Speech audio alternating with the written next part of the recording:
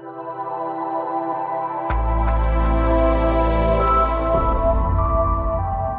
morning. Hello, I'm Bob Rust. I'm a member of the Allentown BIB chapter and a member of the core group.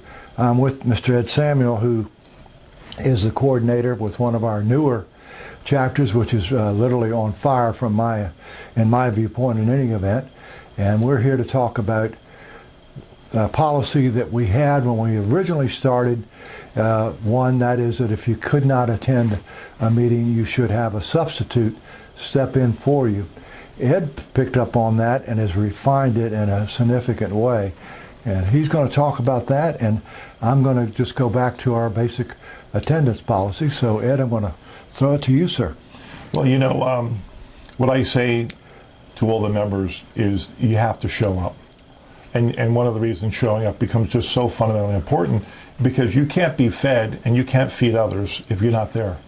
It's fundamental. You know, everyone joins BIB for multiple reasons, one of which is to grow a business. You can't grow your business if you're not there. Whether you send a sub or if you don't show, it's really a disservice to yourself. But in a very different way, it's really a disservice to all the other members there, because they're not being fed by you and you're not supporting them. So it goes back to the fundamental, Bob, that you have to have that kind of in your heart and that belief. And then as a chapter leader, you have to play hardball.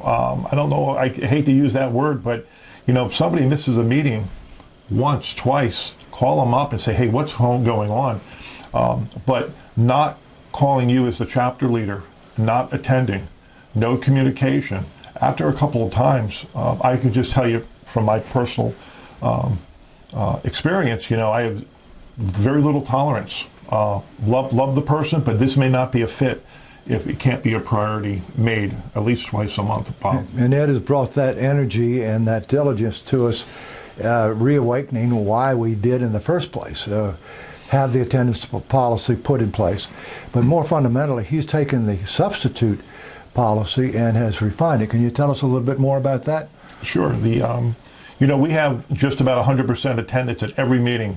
And one of the things that we really hit on is that if you can't make a meeting, let the chapter leader know, not just the night before, but 3 or 4 days before, and the chapter leader can work with you if you can't get a sub. Now, I've encouraged every member of the Kennett Square chapter to have 1 or 2 people as their go-to people as a sub. Not doing that ever is unacceptable. You have to have 1 or 2 people lined up. So in case you don't have a meeting, it's not like you're starting from scratch to have to go find a sub. Have 1 or 2 people lined up. I, as a chapter leader, I probably have 7 to 8 people lined up to sub for me and other members in the chapter, but only as a second tier, only if they absolutely need me. So I kind of have this check and balance. They can't rely on me, but you know, life does happen, Bob, too. And sometimes what will happen is, hey, my son or daughter's sick. Ed, I can't go to the meeting this morning. You know, can you get somebody, or the night before? Right. And then I go to my 911 list, and I might be able to have somebody sub. But the point is, you have to kind of do that prep work to line some people up.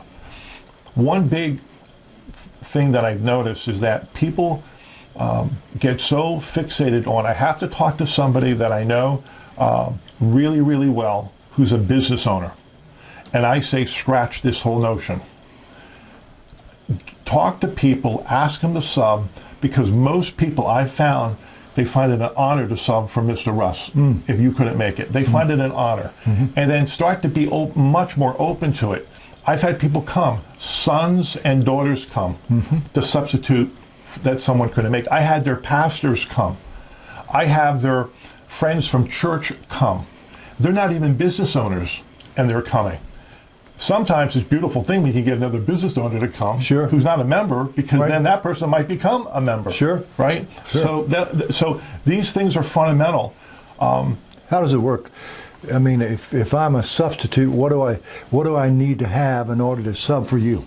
So again, what everybody needs to have is the 30-second pitch written out. So it's 30 seconds, not any longer, and it's up to the person who needs the sub to get that pitch to the person who's subbing for them.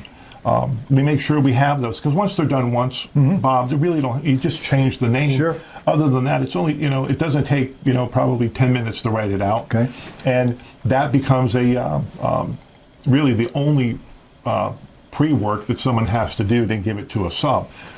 One of the most beautiful things about subs is that I see, and this just happened at our last meeting last week.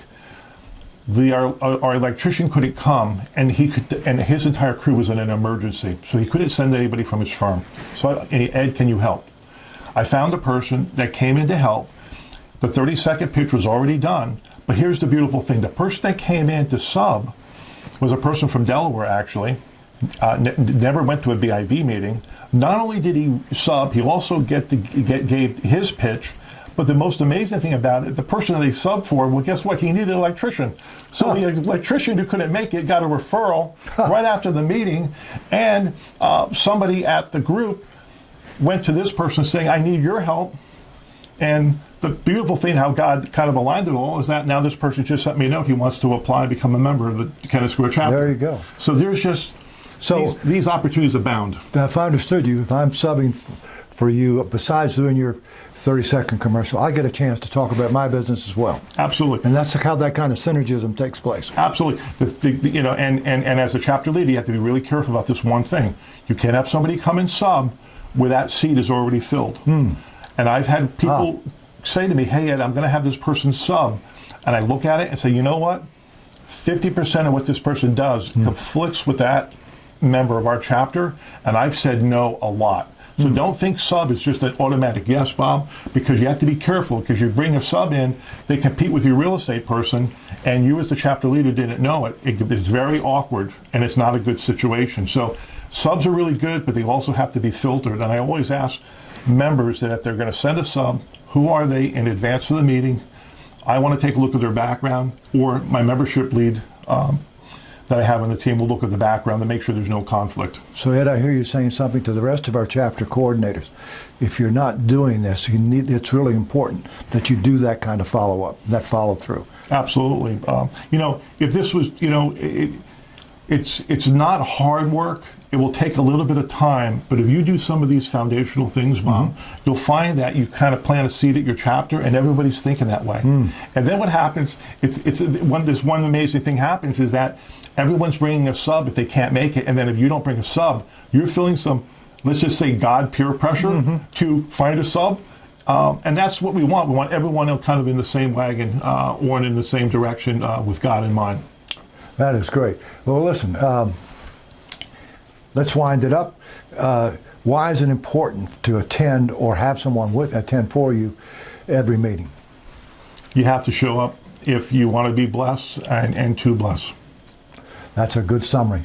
Thank you, sir. Thank you, Mom.